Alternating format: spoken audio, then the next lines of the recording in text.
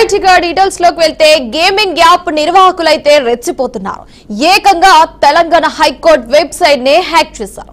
ఈ విషయంపై cyber crime పోలీసులకైతే హైకోర్టు రిజిస్టర్ అయితే ఫిర్యాదు చేశారు.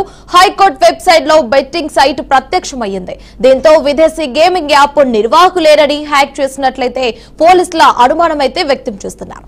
అంతేకాకుండా హైకోర్టు వెబ్సైట్ ను హ్యాక్ చేసి సైబర్ సెక్యూరిటీ బ్యూరోకైతే హ్యాకర్స్ సవాల్ విసిరారు. రైట్ బులెటిన్ లో బిగ్ బ్రేకింగ్ న్యూస్ అయితే చూస్తున్నాం. గేమింగ్ యాప్ నిర్వాహకులైతే రెచ్చిపోతున్నారు. ఏకంగా తెలంగాణ హైకోర్టు వెబ్సైట్ ని హ్యాక్ చేశారు. ఈ విషయంపై అయితే సైబర్ క్రైమ్ పోలీసులకైతే హైకోర్టు అయితే రిజిస్టర్ కూడా ఫిర్యాదు చేశారు. ఈ నేపథ్యంలో తెలంగాణ హైకోర్టు వెబ్సైట్ అయితే హ్యాక్ చేయడం జరిగింది. ముఖ్యంగా మనం చూసుకుంటే ఇటు పోలీసులకైతే ఫిర్యాదు చేశారు హైకోర్టు రిజిస్టర్. ముఖ్యంగా చూసుకున్నట్లయితే మనం హైకోర్టు వెబ్సైట్ లో బెట్టింగ్ సైట్ ప్రత్యక్షం కూడా మొదలైంది. అసలు దీనికి ముఖ్య కారకులు ఎవరై ఉంటారు? ఇంత దారుణం జరగడానికి అసలు హ్యాకర్స్ ఇంత దారుణానికి ఒడిగట్టారా? విదేశీ గేమింగ్ యాప్ నిర్వాహకులే హ్యాక్ చేసినట్లు కూడా పోలీసులు అనుమానాలు అయితే వ్యక్తం చేస్తున్నారు.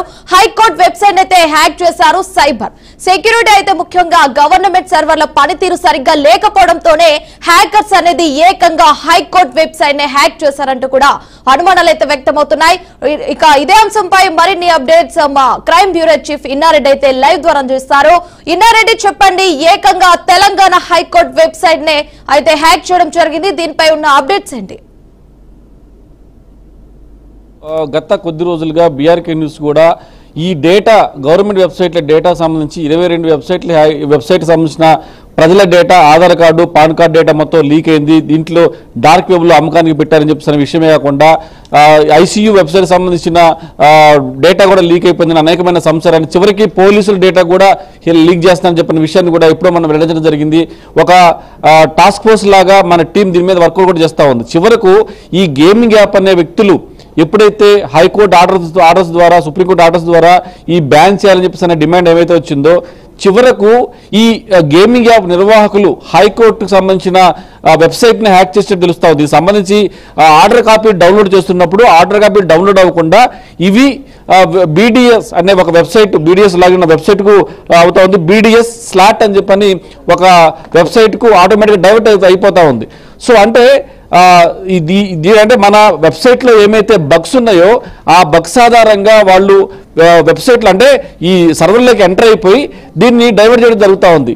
మరి డైరెక్ట్గా వెబ్సైట్లోకే హ్యాకర్ ఎంటర్ కాగలిగాడు అంటే మరి మన డేటా యొక్క పరిస్థితి ఏంది?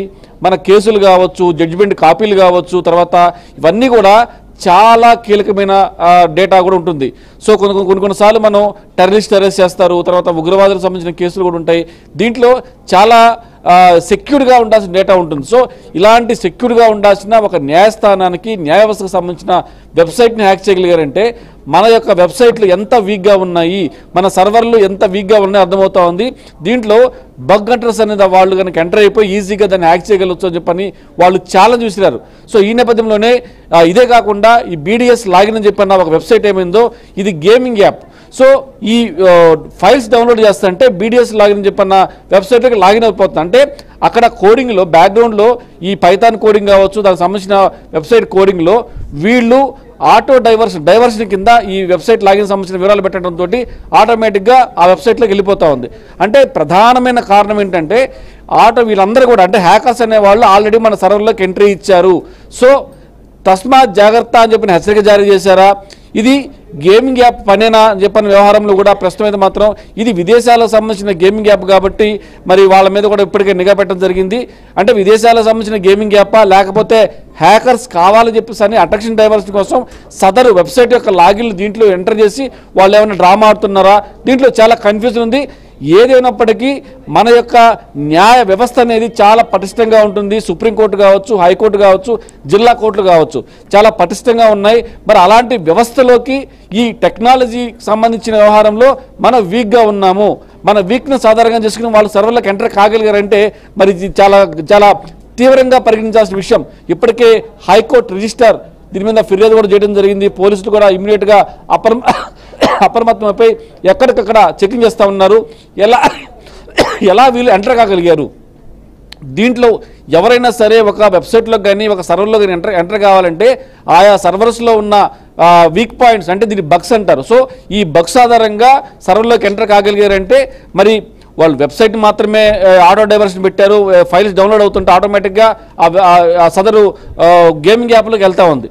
మరి ఇంత వెళ్ళిన వాళ్ళు మన డేటా ఎంతవరకు సెక్యూర్గా ఉంది, మనకు సంబంధించిన కోర్టు డేటా కావచ్చు, జడ్జిమెంట్ కాపీలు కావచ్చు, ఆర్డర్ కాపీలు కావచ్చు, కేసుల వివరాలు కావచ్చు, ఇవి సెక్యూర్గా ఉన్నాయన్న విషయం మీద కూడా ఇమ్మీడియట్గా స్పందించిన ఐటీ డిపార్ట్మెంట్ ఎమ్మటే మొత్తం కూడా చెక్ చేయడం మొదలుపెట్టా ఉంది. ఏ రకంగా ఎంటర్ అని చెప్పని సెక్యూరిటీ గురించి ఇమీడియట్గా వాళ్ళు కూడా తీవ్రంగా కృషి చేస్తున్నారు. మరొక అరగంటలో పూర్తిగా ఎక్కడి నుంచి లాగిన్ అయ్యారు, ఎలా లాగిన్ అయ్యారు, దీని కారకులు ఎవరు, ఏ కంట్రీ నుంచి ఈ ప్రయత్నం జరిగింది, ఇది హ్యాకర్ చేసిన పని లేకపోతే బీడీఎస్ లాగిన్ చెప్పిన వెబ్సైట్ సంబంధించిన నిర్వహణ చేసిన పని, దాని మీద ఇన్వెస్టిగేషన్ కొనసాగుతోంది ఖచ్చితంగా. ఎందుకంటే ఇది ఆషామాషిగా వ్యవహారం కాదు. మన న్యాయ వ్యవస్థకు సంబంధించిన వెబ్సైట్నే ఈ రకంగా డైవర్ట్ చేయగలిగారంటే చాలా సీరియస్ ఇష్యూ. కాబట్టి ఖచ్చితంగా దీని మీద వర్కౌట్ చేస్తున్నారు. సైబర్ సెక్యూరిటీ బ్యూరో కాకుండా దీనికి సంబంధించిన IT department, central state IT department alert అయిపోయి ఆయా సర్వర్స్లోకి ఎలా ఎంటర్ కాక దాని మీద ఇప్పటికే బగ్ హంటర్స్ కావచ్చు, దీనికి సంబంధించిన టెక్నికల్ పీపుల్ కూడా పూర్తి స్థాయిలో ఇన్వెస్టిగేషన్ చేస్తున్నట్టుగా మనకు సమాచారం అంతా ఉంది. హిమవర్షిని ఇన్నారెడ్డి, ఈ నేపథ్యంలో కనుక మనం చూసుకుంటే ముఖ్యంగా దీంట్లో మనం గమనించాల్సిన విషయం ఏంటంటే విదేశీ గేమింగ్ యాప్ నిర్వాహకులే హ్యాక్ చేశారు అంటూ కూడా అనుమానాలు అయితే వ్యక్తం అవుతున్నాయి అంటూ కూడా పోలీసులు అయితే వ్యక్తం చేయడం జరిగింది. అసలు ఎందుకు ఇంతటి దారుణానికి ఒడిగట్టారు, అదే విధంగా ఇటు గవర్నమెంట్ సర్వర్ల పనితీరు బాగోలేకపోవడం వల్లనే హ్యాకర్స్ ఇంత దారుణానికి ఏకంగా తెలంగాణ హైకోర్టు వెబ్సైట్ ని హ్యాక్ చేయడం జరిగింది అని అంటారా? ఖచ్చితంగా వర్షిని, అంటే ప్రధానంగా హై సెక్యూరిటీ జోన్స్ కొన్ని ఉంటాయి. హైకోర్టు, సుప్రీంకోర్టు, కోర్టుకు సంబంధించిన ఈ సర్వర్లు అనేవి చాలా హై సెక్యూరిటీ జోన్స్లో ఉంటాయి. అవన్నీ కూడా నిరంతరం కొన్ని టీమ్స్ పనిచేస్తూ ఉంటాయి. అంటే దీనికి సంబంధించిన సెంట్రల్ టీమ్ కావచ్చు, స్టేట్ టీమ్స్ కావచ్చు, దీని మీద పనిచేస్తూ ఉంటాయి. వీళ్ళందరినీ దాటుకొని ఫైర్ వాల్స్ని కూడా దాటుకొని ఎంటర్ కాగలిగాడు అంటే ఖచ్చితంగా మన సర్వర్స్లో ఉన్న బగ్స్ని ఆధారంగా చేసుకుని ఎంటర్ అయ్యాడని చెప్పిన మాత్రం స్పష్టంగా అర్థమవుతోంది.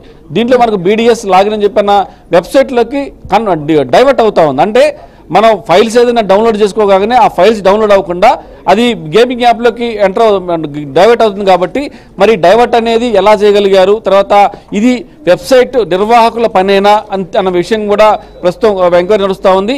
ఇది కూడా విదేశాలకు సంబంధించిన గేమింగ్ యాప్ కాబట్టి ఖచ్చితంగా ఆ దిశలో కూడా ఎంక్వైరీ చేస్తారు. ఇప్పటికే వాళ్ళకు కాంటాక్ట్ అవ్వడం జరిగింది. అమెరికన్ గవర్నమెంట్కి సంబంధించిన సైబర్ సెక్యూరిటీ బ్యూరోని కాంటాక్ట్ అవ్వడం జరిగింది. ఆయా గేమింగ్ యాప్ల సర్వర్లను కూడా చెక్ చేస్తూ ఉన్నారు. నిజంగానే గేమింగ్ యాప్ నిర్వాహకులు చేశారా, హ్యాకర్స్ కావాలని చెప్పేసి ఈ వెబ్సైట్ లింక్ పెట్టి మేము దీన్ని హ్యాక్ చేయగలిగా అని చెప్పేసి ఒక సవాల్ విసరడానికి పెట్టారని దాని మీద ఇన్వెస్టిగేషన్ కొనసాగుతుంది. ఖచ్చితంగా మరి కాసేపట్లో పూర్తి వివరాలు తెలిసే అవకాశం కనిపిస్తూ ఉంది. Himavarshini. Right, thanks for the updates.